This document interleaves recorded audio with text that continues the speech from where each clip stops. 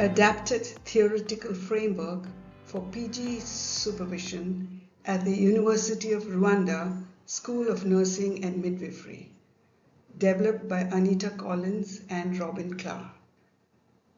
Presentation by Anita Collins and Rachel Joseph. This presentation focuses on a conceptual framework for understanding postgraduate supervision in a complex situation.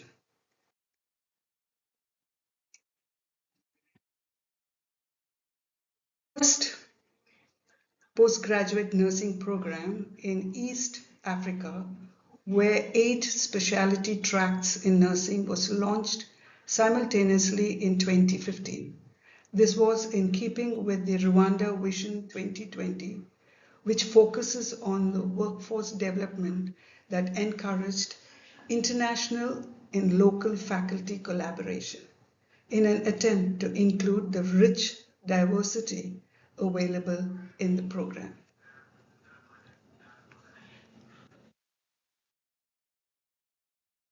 The framework was developed to explore faculty experiences in teaching, clinical supervision, and research supervision. The primary goal was to identify what works, what doesn't, and why, with a special emphasis on equity and improvement.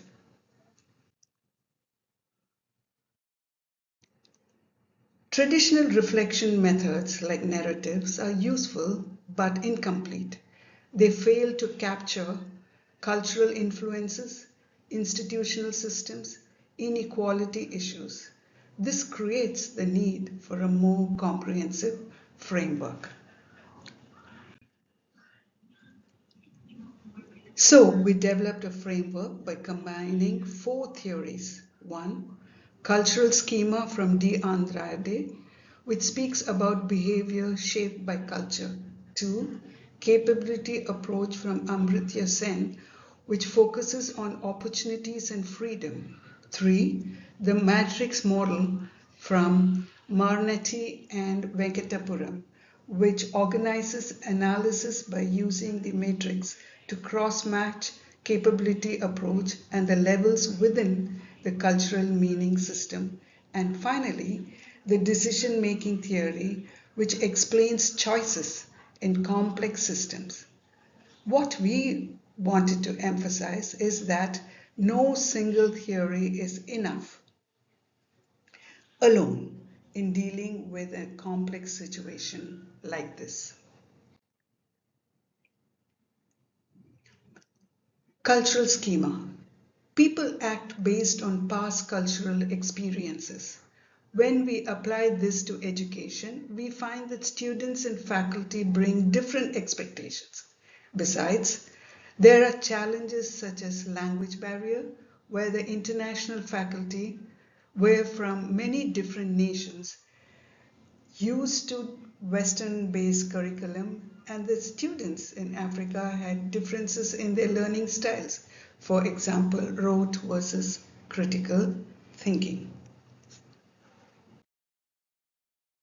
Capability approach. Amartya Sen's theory of human capabilities approach and the levels within the cultural meaning system shifts focus from the outcomes to opportunities and freedom. So to put it simply, capabilities is what people can do, functionings are what they actually achieve. Agency is the ability to create change, while endowment is about the resources available. He emphasized the importance of equity and access.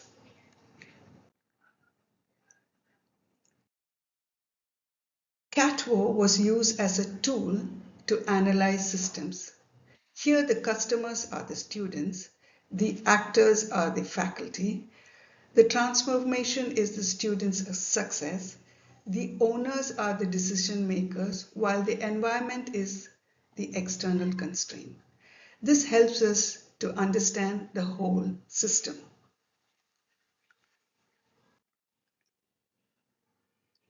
So to summarize, the cultural diversity strongly affects teaching and learning. inequalities impact student success. Faculty play a key role as change agents. The system is constantly evolving as wider collaborations are accommodated and program changes are introduced along the way.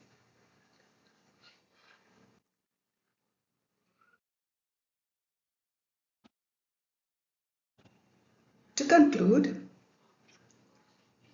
the framework enables holistic understanding, better supervision practices, improved equity, and that is scalable to other contexts. Now, I welcome Rachel Joseph to add about how this particular framework is scalable to other contexts. Thank you.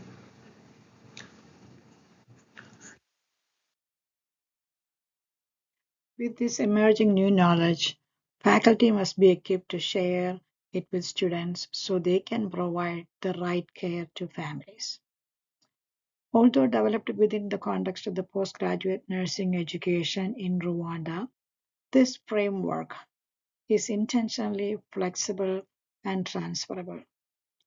Its emphasis on cultural meaning systems, equity, and capability development makes it applicable to other low and middle income countries, post conflict settings, and institutions experiencing rapid expansion or international faculty collaboration.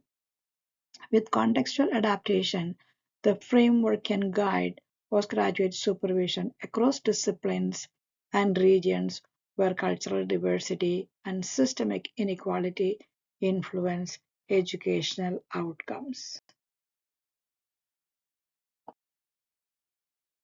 So now we have the framework developed in Rwanda, and where do we go from here? What is the future research which can contribute to the furtherance of the nursing discipline across the globe? The future research may use this framework to evaluate supervision models longitudinally, examine student and faculty outcomes across cultural contexts, and inform faculty development initiatives so that they will be equipped to teach the students further. Empirical testing of the framework can further refine its components and contribute to global conversations on culturally appropriate, equitable postgraduate education because they are the future of future healthcare. The framework also provides a foundation for comparative studies across institutions, regions, continents, and globally. Ultimately, the adapted framework demonstrates that effective postgraduate supervision in complex contexts requires not only academic expertise but also cultural awareness, equity focused leadership, and intentional decision making within evolving systems.